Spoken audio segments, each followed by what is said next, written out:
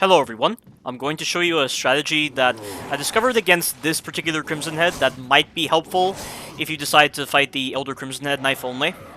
So I've chosen to use Jill because Jill is absolutely garbage at knifing because she is very slow and her damage is very low, so it's going to make this fight very long. But this is good because I'll explain the strategy better when this fight is very long. So what I'm trying to do right here is I'm trying to get this guy to be very parallel to the wall so that I can actually initiate the strategy where I'm going to loop his side grab, and this will allow me to put myself in a position where I can knife him at least 1 or 2 times. But right now he's not giving me the pattern that I need, so this is one of the main reasons why this particular fight dragged out compared to my previous Crimson Head fight. So this is it right here. So this grab right here, you need to get it where he tries to grab you and just move towards the right. And then you need to place yourself in the right spot so that you're kind of behind him. But when you're kind of behind him and you place yourself in this position right here, it will force him to do another side grab. And the good news is, this guy will always grab in the same direction. He does not have the ability to shift his grab a little bit. Like, he doesn't track you with his grab. He only goes in one direction.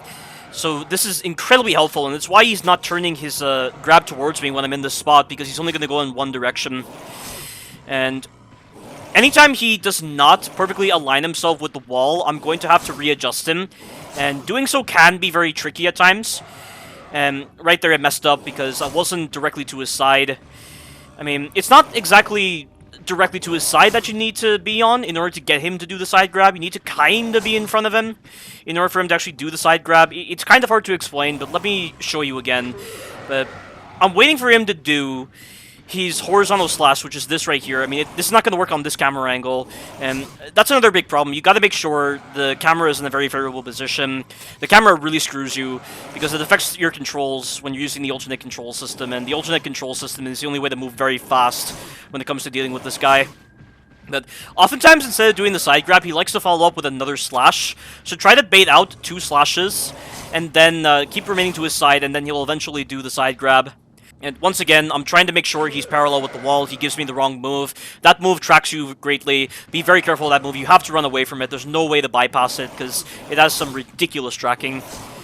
And right now, he's done the 2 horizontal slashes. I keep making the mistake of not going to his side because it's kind of hard to interpret where exactly you're standing with this particular camera angle. But if I was playing as Chris, this would have already been done because Chris does so much damage with his knife slash, and he's significantly faster because he recovers from the animation very quickly.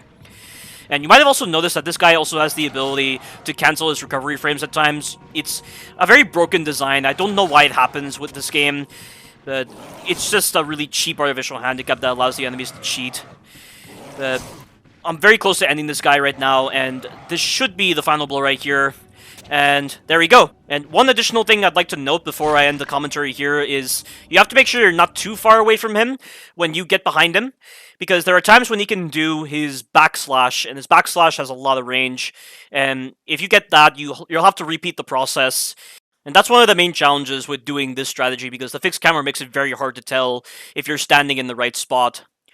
But hopefully you won't get screwed too much by the fixed camera angles on the Elder Crimson Head boss fight, and because that room is so spacious, you can probably use a different method.